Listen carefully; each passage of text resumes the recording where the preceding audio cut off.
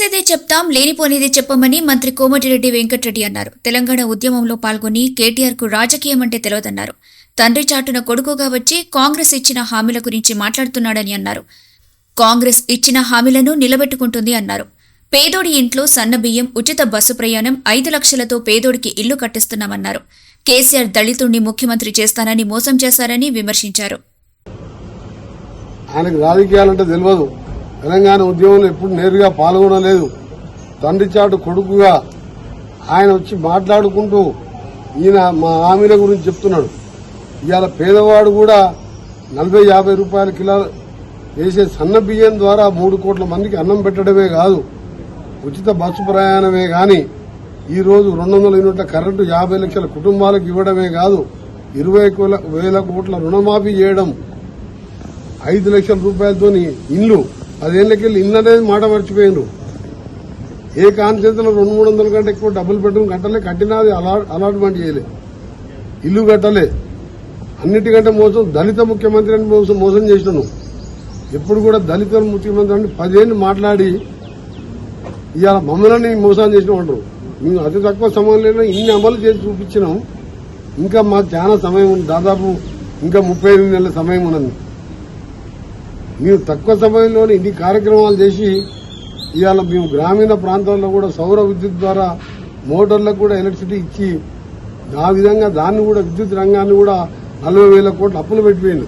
మొత్తం 7 లక్షల కోట్లలో డిస్కామ్లకే 40,000 కోట్లు అప్పు చేశాం. ప్రతి విషయంలో కూడా మా ముఖ్యమంత్రి గారు, మంత్రులు, ఎమ్మెల్యేలు, ఎమ్మెల్సీలు ఆలోచించి ఇవాళ ఇల్లు కట్టే కార్యక్రమం మీలాగా దళిత బంధు 10 లక్షలు పెడితే 5 లక్షలు ఎమ్మెల్యేకి తీసుకునే విధంగా కాదు. గ్రామ సభ ద్వారా ఆఫీసర్లే పోయి ఎంక్వైరీ చేసి లేని వారికి ఇవ్వడం, దళితుల 3 ఎకరాలని చెప్పి దాని మాట కూడా మార్చలేదు. మేము 400 హామీలని 6 హామీలు ఏమైనాయని చెప్పినాం.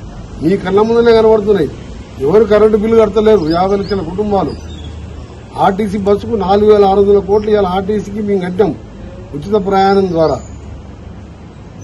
ఈ రోజు గ్యాస్ సిలిండర్ కు భరించలేని స్థితిలో ఉంటే పేదవాడు మళ్ళా కట్టెలు పోయి వచ్చి మళ్ళా ఊపిరితిత్తులు ఖరాబ్ అవుతుంటే మళ్ళా 500 రూపాయలకి ఇలా గ్యాస్ సిలిండర్ మేము చెప్పిన మాట ప్రకారం అందిస్తున్న మాట వాస్తవం కదా. కేసీఆర్ నల్గొండకు వచ్చి ఏది పడుతుంది మాట్లాడి శ్రీశైల సొరంగ మార్గం కూలిపోతే 45 రోజులు ప్రాణాలు తెగించి మా మంత్రి గారు, ముఖ్యమంత్రి గారు, మేము అందరం పోయి అది అంత పెద్దది 10 ఏళ్లు నువ్వు పెండింగ్ పెట్టకపోతే ఎప్పుడో అయిపోతున్నాయి. నువ్వు ఇవాళ కాళేశ్వరం పనికిరాని కాళేశ్వరం కడితేనే 2 లక్షల పెట్టి కడితే 3 ఏళ్లు కడతానికి 3 ఏళ్ళు అయింది. 1 సంవత్సరం ఉండకుండా కూలిపోయింది. అది అక్కడ సొరంగం తోతే 6 చనిపోయింది. ఇవాళ మీ తప్పిదంతోనే 10 ఏళ్లు ఆగిపోయి ఆ వర్షాలకు నాని అక్కడ ఉన్న వాతావరణం గాని ఆ గుట్టలు గాని అనుకోని సంఘటన జరిగితే దాన్ని కూడా రాజకీయం చేయడం. ఇవాళ నల్గొండకు వచ్చి నువ్వు మాట్లాడిన మాటలు చూస్తుంటే నవ్వొస్తుంది. ఫస్ట్ నువ్వు మీ చెల్లె, అక్క, బావ, మీ నాయన, మీ గ్రూపులు, మీ పార్టీ చూసుకోరు. ఫస్ట్ మేము ఏ విధంగా పాలించాలనో మేము ఎప్పుడైనా ఒకటే చెప్తాం. మేము చెప్పేది చేసేదే చెప్తాం తప్ప లేనిపోని చెప్పాం.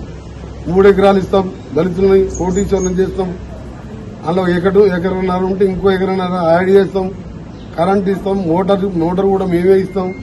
ఇవన్నీ చెప్పి ఎక్కడ పోయినాయి? మీలాగా ఎప్పుడు మాట్లాడలేం. మేము 15 నెలలకే మా మీద ఇన్ని నిందలు మోపుతున్నాం.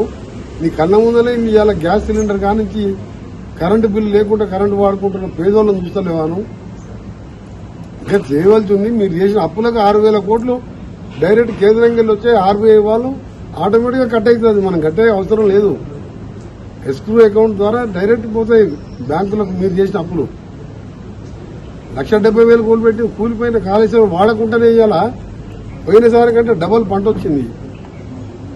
ఇవాళ పంట కాళేశ్వరం వాడకుండానే ఎక్కువ పడ్డు 1,52,00,000 టన్నుల ఉత్పత్తి పోయినసారి వచ్చింది. ఈసారి అంతే వస్తుంది. అందుకనే మేము రాజీవ్ గాంధీ గారు ఆ రోజు గ్రామ స్వరాజ్యం కోసం ఎట్లా గ్రామాలు అభివృద్ధి చేయాలని చెప్పిందో ఇవాళ గ్రామ యువత కోసం, నిరుద్యోగ యువత కోసం జూన్ 2వ తారీఖు రోజు ఈరోజు 5 లక్షల రూపాయలతోని రాజీవ్ యువ వికాసం అనే నిరుద్యోగ యువకులు సొంతంగా ఏదో చిన్న వ్యాపారం చేసుకుని వాళ్ళంతా వాళ్ళు ఉండాలని 1,000 కోట్లతోని ఈ జూన్ 2వ తారీఖు రోజు తెలంగాణ ఆవిర్భావించిన రోజు ఆ కార్యక్రమాన్ని మొదలు పెడుతున్నాం. దాంతోపాటు 11,000 కోట్ల రూపాయలు ఇవాళ ఇంటిగ్రేటెడ్ హాస్టల్స్. ఇవాళ హాస్టల్లో 300-400 మంది ఉంటే 10 రూమ్కి 20-30 మంది వేసి 10 బాత్రూమ్లు ఉండవు. వాళ్ళ ఆరోగ్యాలతో జలవాడి 1000 గురుకులాలు అన్నావు నువ్వు. ఇవాళ మేము కట్టే చూడండి అంతర్జాతీయ స్థాయిలో ఉండే విధంగా కొన్ని టెండర్లు పిలిచి పనులు మొదలైనవి. 58 స్కూళ్లు, ఒక్కొక్క స్కూల్ 200 కోట్లతో ఇప్పుడు పనులు మొదలవుతున్నాయి. వచ్చే సంవత్సరం ఇంకో మిగిలినాయి 119 ఇంటిగ్రేటెడ్ స్కూల్స్.